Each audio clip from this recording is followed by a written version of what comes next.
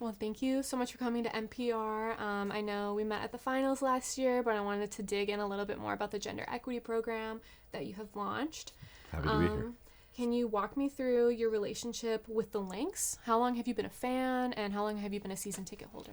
Well, I think I've been a fan for as long as I can remember. I remember buying a Janelle McCarville jersey when I was in college because she grew up in Wisconsin and then played at Minnesota, and I still have her jersey. So I've been a fan, followed her into the WNBA. But the last few years, with this particular, set of players that have been coming together, I really upticked my fandom, and I started going to games with my trainer, Jeff Rogers.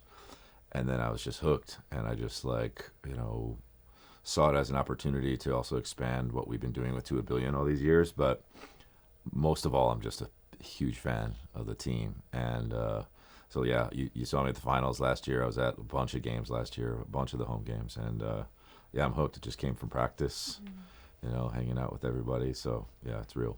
Can you tell me a little bit about practice this morning and what you did? I was just observing, just kind of watching the team do their thing, running drills. It was very nostalgic, coming from playing basketball myself growing up, and also just like the concept of a team in general. Made me miss my team, my bandmates and my crew, where you're not doing a show, you're just practicing. You're just getting better, and there's no audience, there's no nothing. It's just that togetherness was really cool to see. Did you practice with them or just observing? No. I don't think. I mean, they have some dudes like running up and down with them, but I mean, I think they're like next to the G League level. I think I would get hurt or hurt somebody else at this point. Right. But that'd be fun to see too.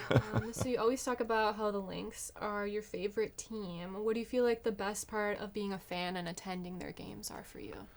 I mean, honestly, just to see the magic of how, they'll run a defensive possession into an offensive possession, how they work together. I mean, I've been kind of studying the game of basketball since as long as I've been studying music, I say study, it sounds astute, but just observing on a deep level, and seeing how they react to one another, how they create spacing between one another. I see it as a beautiful metaphor for how lives work, how families work, how bands work, and they're just one of the best I've ever seen do it. My favorite. And then, did you play basketball growing up in Eau Claire? I did, yeah, I did. What was that kind of like? Did you play in high school? Yeah, I played on I played on a traveling team called Eau Claire Pride, and still friends with all those guys. My friend Eric Leitblad, who's a professor at Bethel, he's a high school coach in the area, and we're still just good friends, still play basketball together. And it was just, my first team, and we were a team for 3 or 4 years. And I played some in high school, and then I didn't play my senior year, which I say is the only regret I have in my life. I stopped playing varsity basketball to concentrate on music, which worked out, but I feel like I missed out on that last year with all the guys I grew up with. For sure. And I think too, like you've said in other interviews and like in your music, like the Midwest is just such a special place that not everyone understands unless they're from here. Yeah. And to see that teamwork on the Lynx and then pairing it with your work and helping like organizations in the Midwest, I'm sure that's just a great feeling. Yeah, I mean, I've always had a great team around me with the whole Bon Iver thing. But, we're like well-known band, but we're also a small operation, and Molly and Josh work so hard, and but the opportunity, the idea of, I was just like, I don't know what I want to do, but we got to, try to make a difference, try to make more of an impact in the communities in our area. And I was just like, if we could just team up with the Lynx, I mean, no brighter star to pin our hopes to and try to make more impact. So we talked about, in Minnesota, we have PWHL, who have won like 2 wins back to back. Yeah. We have the Lynx, Aurora, a new rugby team. Why do you feel like it's important that you're showing up to the games and like you're giving this visibility to women's sports? If I was showing up because I thought it was important, then I would feel like it wouldn't be genuine. I do think supporting women's sports is important, but I think what's more important to say even than that, because that is inherently important. I think showing your support is good, but I think the sport is good. The watching a WNBA game is a lot different than watching an NBA game. And frankly, the last 3-4 years, I just end up watching WNBA games more, or the women's tournament in college. It's just my speed. It's a different game to watch. It's weirdly faster. There's a lot more passing, et cetera, et cetera. And I think women's sports have been long kind of obviously undermined, undersupported, underappreciated, and I think it's just it's almost late to be getting on the bandwagon, I guess, in that sense. But to show up and my dad and I are starting to pay attention to the hockey team, the Frost. But I haven't been to a rugby game yet, but I'm looking forward to it. Yeah, that just came out. I did an article about it a few weeks ago, but it's the Cool. Twin Cities Gemini. Okay, so they have sweet. 2 seasons. 2 months is their season. Awesome. And they play a TCO. So it's Awesome. I'll Yeah. definitely be there. Yeah. So kind of moving into the partnership in your work, can you describe the partnership and why these efforts around gender equity are so important to you? Yeah, so in college I did my fair share of women's studies, and growing up, a lot of my heroes, musical heroes, were queer women, and women in general. And I think as a young man, young normal Midwestern hetero man, right, just found so much inspiration and empathized and sympathized with the hardships, like my favorite band, the Indigo Girls. The fact that they felt like they had to work twice as hard and deal with twice as much bull to make their mark on the industry of music and the world of music. And so I've always been drawn to that and understood, just being a woman, it's twice as hard to do most things. And so when our career kind of took off and the band started really cooking, we started pretty early on trying to, figure out how we were going to be of service. The Indigo Girls were such a big inspiration to me with their Honor the Earth campaigns and et cetera. And for me, I always thought, since college, it was domestic abuse and sexual violence that were the big issues for me that were so heartbreaking. And knowing folks that have gone through these types of experiences, it's a lot of times it can feel like a death and a very deep impact on people's lives. And so wanting to support the organizations that support those folks that go through that became really important. And so in 2016 we started To A Billion. We started saving 5% of every show and every record to put aside. And one of the great things is that every show we partnered with a different shelter, and they would come and people would get to meet them, and I'd say something at the show like, we're here experiencing music and that's magical, and there's people out there that are really doing real magic every day, and it'd be cool if you went to go meet them and understood what their organizations do and stuff like that. Mm-hmm. And I think too, like you said, like the ones that you picked too, like those are places like in the current political climate that could be losing money, could be losing grant funding. Oh yeah. Is that something you were thinking about, how politics kind of play into it? I mean, that's always a thing, My first election was George W, or HW, I should say. No, George W. In 2001. 2000 was my first. So the climate's been all over the place in my lifetime, and there's a sort of, there's a steadiness to it that you have to sort of be ready for, and this up and down and this give and go.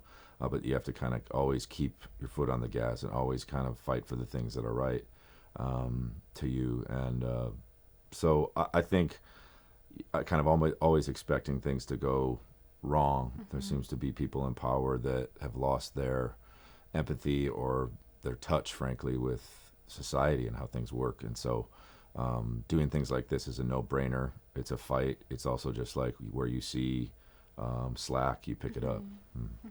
For sure. One of my favorite quotes that you've talked about in interviews is, you have a feminist mom.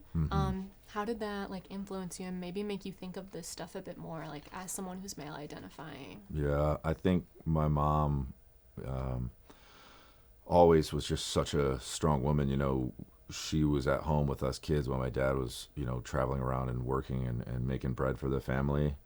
But my parents were always so good about explaining that, my dad was making money. That wasn't made him more valuable as a parent or anything. Our family was really strong in that sense. I had a strong older sister, and my mom and sister would take me to shows and see music and things like that. And I think, without even thinking, that formed me who I am, and she just always stood up for what she thought was right, and that's, of course, inspired me. But with my research, the partnership with the Lynx and stuff that you already do, it feels like an extension of work that you're both doing. So how did this partnership come to be? Did you approach them? Did they approach you? Yeah, I mean, Josh and Molly and I were just like, hey, we're here. It feels like exactly half the people you run into in Minneapolis or something have heard of Bon Iver, and the other people have no idea. And that's great. And so I thought, we just went to them. We're like, what can we do? How can we, be of service? How can we help? How can we, combine forces? How can we amplify what we've been doing into a billion to a larger scale too, to bring more awareness to it's not just the money we raise, it's trying to raise awareness to these organizations in general. And they are obviously so much more keyed into a larger communities in Minnesota that we've never had access to or have not been able to reach with our smaller organization. So it was just, we didn't exactly know, and we're still figuring out what it looks like, but we're just getting going, and it's a minimum 3-year partnership. And so I think we've already made a difference, but it's just the beginning. That's really exciting too, because I feel like they keep emphasizing that it's the first of its kind. Yeah. And to be able to have that and have it also be like your hometown too, and support the people that helped raise you and form who you are. I'm sure that's really beautiful. Yeah, it feels good. It feels really good. And then what are you kind of hoping for an outcome to be with the partnership? Maybe the organizations that are affected, or young people that see the work, or young girls that want to play basketball or other stuff like that. I mean, I think there's like I said, we're just starting out, and so I think my net is cast very wide. I think that there's organizations like the She Rock organizations, for instance. I think what they're doing with young girls and gender expansive folks, like to kind of display basketball and music as these outlets for kids that need those outlets, that can gain so much strength and camaraderie around the sport, team sport like basketball, or the spiritual practice of playing music, just to support those kids and to, I haven't done a lot of forward facing stuff like publicly as Bon Iver guy. I've always been a little like, well, this isn't really what I did this for. But after all these years, after at least 15 years of doing it, I've also started to wonder, like, what I have to accept that I, sometimes I didn't want to have been recognized on the street or something. Not that it happens all the time, but I thought, maybe I can accept this part of me and make step into a role that might be a lot more public facing, but to be of service and to show that that's how people can use their platforms to put your elbows into it, For sure, and I feel like that's why I appreciate you doing the interview with us. I know stuff like this, it can be scary, and I feel like that's why I like that I'm not on TV. People don't have to see me. I'm just an disembodied voice somewhere, and that's better sometimes. It really is. I went to ESPN to do the announcement with Nafisa Collier, and I've never been that nervous. Yeah. I'm talking to Malik Andrews and Nafisa Collier. And I felt like I was swallowing my throat. I was so nervous, and I just couldn't even really get out of my body. But it's gotten easier and easier. And of course the rewards are just, there because we're trying to do work for people, For sure. I think that's important, definitely. Even it's a little scary. Yeah, scary is the word. And then too, we talked about Western Wisconsin. I told you I'm from there. I went to La Crosse. Why was it important to you to have this emphasis on places in Western Wisconsin like Turning Point and River Falls, for example? I mean, we're not on the road anymore, and so we were doing so much. We've partnered with Turning Point and the shelter up in Ladysmith a lot over the years. We have some friends that have started and run those shelters and continue to run them. But I think since we're not on the road, we're not partnering with as many places around the world when we've toured, and so that's another reason to sort of double down on what we're doing locally. Just we know Western Wisconsin, and Minneapolis is like our hub, and my management's office is here and stuff like that.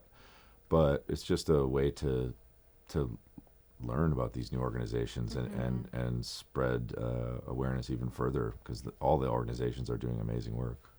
For sure. And I think, like, as people who grew up there, I never really claimed, like, Madison or Milwaukee was so far away. Yeah. So we were more to the city, so it makes sense to, like, loop them in with the work you're doing, for Precisely. sure. I mean, I Milwaukee and Madison got love for them. I got love for the whole state of Wisconsin, but Minneapolis is in so many ways since I was a little kid. I went to Twins games when I was a kid.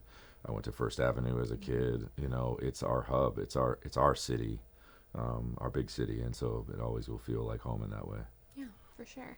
So you've been working with the Lynx a lot, going to practices, going to games. What has the reaction been from the players, like, who maybe grew up listening to your music or are current fans too? I mean, a few of them have probably heard of us. I know a couple have said some nice things, but even the ones that haven't and definitely didn't know who I was or who Bon Iver was or anything like that, but have still, embraced us with open arms and been very kind and generous. And yeah, it's like, for me, it's I think there's something about being, a dude in this situation where I've been, nervous at times about, like, I don't know if I want to step out by myself and be giving awards away or like taking up the space. But I've been really encouraged by the organization and the players, just vocally and just body language wise. Like, we're glad you're here. We're glad we're doing this stuff together, and like, I think it will just grow from there. But yeah, I mean, right before the interview with Fee on ESPN, it was just, we were just talking about life and the shoe deal she got, and just talking about all the things we're trying to do with these organizations. And yeah, it's just the beginning of a long, beautiful friendship. And I feel like being conscious of that too, of like the space you're taking up, or like being like, I don't know if I want to hand out an award. Like, that's just the first step too. Yeah. Like, some people don't even think of that far about it. Yeah, self-awareness is a good trait I think I have. I try not to take up too much space, but I also think, if there's a space to fill, then it is okay to fill it, especially if you got something to back it up. I think so too. Yeah, thank you. What is your season prediction for the Lynx? How do you think it's gonna go? Easy. Defensive Player of the Year, Alana Smith, MVP, Fee, and a championship. Yeah, I agree. It's as simple as that. I think they expect that of themselves, and that's what I can just feel it. It's just like they're working right now. They've got their focus. They're locked in. That's what I feel. That's what we're cheering for. And you'll definitely be at more games. Oh yeah, I've been to like 5 already this year. How do you plan which ones you go to? Just like if you're free, like if I'm free. Schedule? Yeah, and I've been making myself as free as possible. I'll have to miss a few, of course, over the summer. But like, I was in a game in LA. I saw the first game against the Sparks and got to hang with the team and everything. But yeah, I'll be at as many as I can. Well, thank you so much for coming, Justin. It means a lot to us, and I had a great conversation with you. Yeah, thanks for having me. Yeah.